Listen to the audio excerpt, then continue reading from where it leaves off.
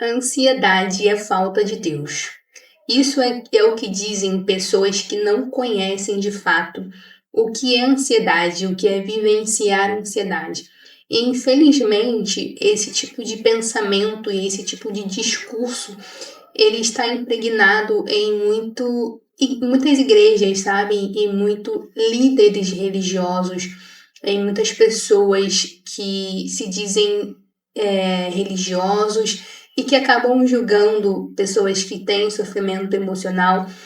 E eu acredito que esse tipo de pensamento, esse tipo de crítica, de preconceito, por que não, surge a partir da falta do conhecimento, surge a partir da falta da autoconsciência também, porque a maioria de pessoas que não conseguem aceitar a dificuldade do outro são pessoas que também estão em sofrimento, mas que não conseguem reconhecer justamente por conta da sua espiritualidade.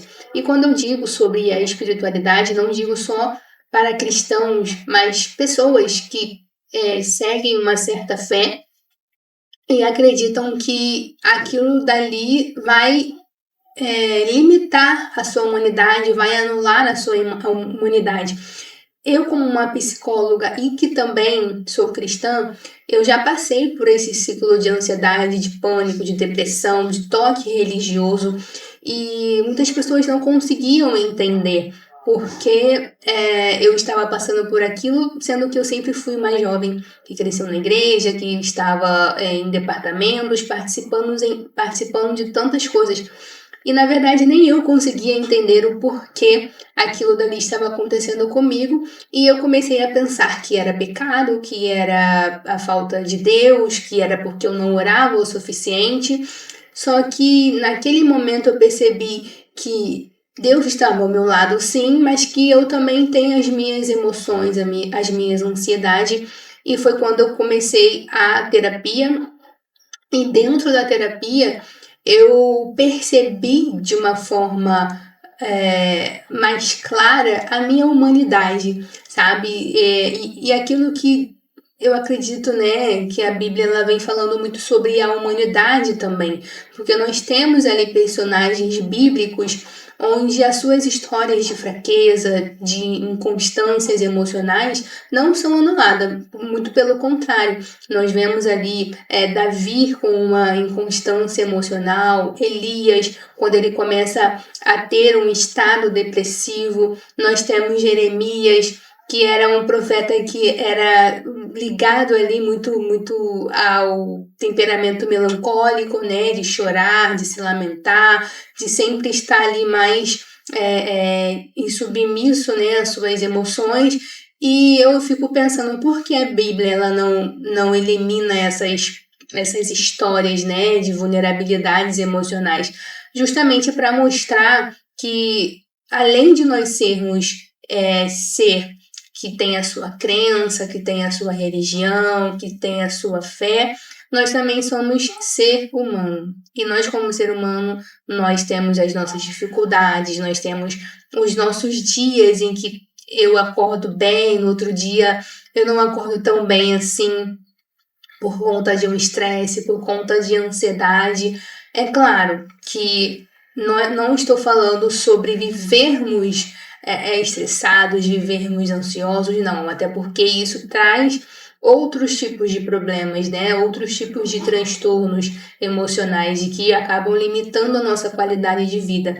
Mas eu digo para nós reconhecermos a nossa humanidade, que nós somos ser imperfeitos mesmo, né? Que um dia a gente está crendo 100%, no outro dia a gente está crendo 10%. E tudo bem, porque o Senhor ele conhece a nossa humanidade. Se não fosse assim, ele não iria criar as nossas emoções. E também ele não iria sentir a emoção, né? Então, nós precisamos excluir esse pensamento preconceituoso de que um cristão, uma pessoa religiosa, ela não pode ter ansiedade, ela não pode passar, melhor dizendo, pela ansiedade. pelos seus momentos de medo, pelos seus momentos de incertezas e até mesmo pelo seu momento de luto, porque não é porque nós somos pessoas, né, de crença religiosa e cristã que nós não iremos passar por perdas, que nós não iremos passar por luto. E tudo bem nós sentimos isso, tudo bem nós reconhecermos também a nossa humanidade, porque quando nós não conseguimos assim fazer, né, reprimindo as nossas emoções, nós acabamos sofrendo em silêncio e o que é muito pior.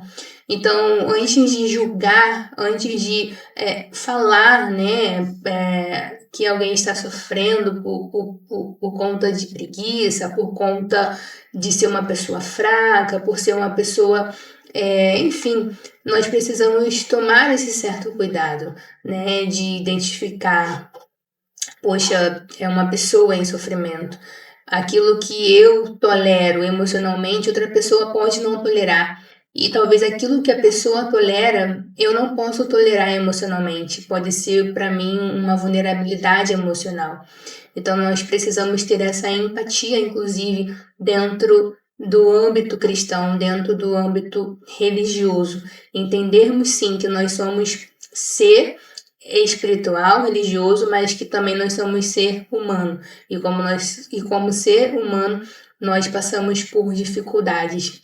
E as crises emocionais, as inconstâncias emocionais, elas não são falta de Deus.